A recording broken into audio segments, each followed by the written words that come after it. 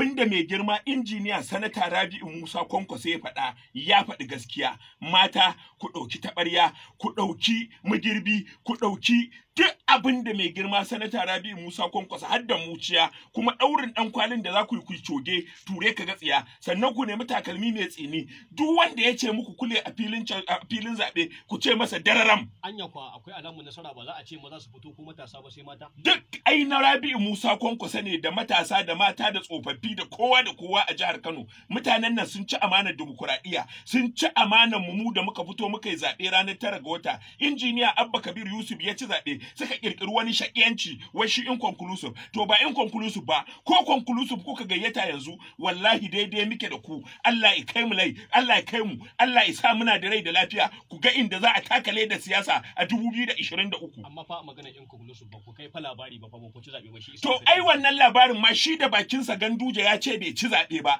domin ya faɗa ya ce an yi kaci baka ci ba kaci, sannan kuma ya rinka shi da bakinsa ya faɗa, na ji shi a kafar sadarwa, kuma ya ce ya rinka ba wa local government miliyan 2 ladan kayar da shi da aka yi. Wannan shine abin takaici. Kun ɗauki sunan addinin musulunci kun sa wa kanku, amma duk abubuwa wanda ya danganci za ku yi adalci ko za ku taimaki dimokuraɗiyya ba ku yi shi ba. Anya ku ba a ce borin kunya kuke ba saboda ba ku da jam'iyya a ko waye gaya maka na so lamuna ya ƙara cewa shine shugaban jam'iyya, kaga inda za a takale da siyasa da mu da shi. Kuma idan mai girma sheka shugaban kansa ya isa ya ɗauki logon PDP ya sa a wannan zaben na awon igiya da za su yi, billahi azimu ya ga inda za a takale da siyasa. Ai shugaban zabe ne, a ce ku ne ma ba ku da gaskiya saboda ba ku fito zaben ƙananan. So nake yi idan ya isa maganganu da yake gaya mana baƙaƙe a baya, yana cewa wannan tsagi sun kawo, wannan tsagi sun ce ba za su yi ba. To ina so in ya isa ya ce ba mu ne PDP ba, wancan tsagin ne PDP, ya sa logon mu ya ga inda za a takale da siyasa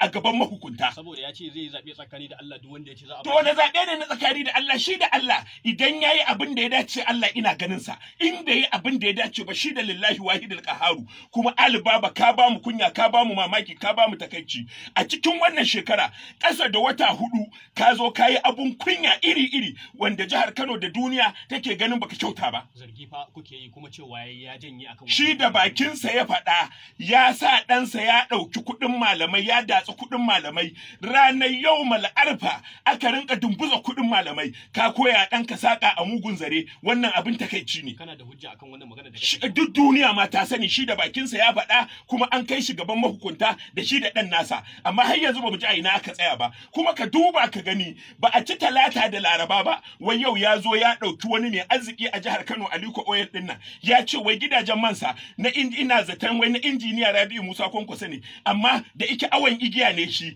baki da kunu ne, hanci da majina, kafa da faso, sai gashi ina cewa wai ina bada hakuri. To Aliko Oil ba zai hakura ba, mu ma ba za mu hakura ba. Amma ba ya fito ya danye magana sa ba, kuma kuna haka ne. Ya isa ya bata mana suna, ya bata mana sana'a, ya zo ya rinka yin abubuwa na ba daidai ba. Wa'annan abubuwa su ne abin takaici, amma ban yi mamaki ba, domin ga na gaba ake ganin zurfin ruwa, domin an zargi mai gidansu yana sassoka dala a cikin ajihu. Idan sun ce ƙarya ne wannan zargin da ake yi, to a zo ga Alƙur'ani kamar inda Jafar ya zo da shi, bugun gwani na dudu, da shi ko mai gidansa wani idafa ya ce ya rantse da girman Alƙur'ani ba mai gidansu ne ake zargi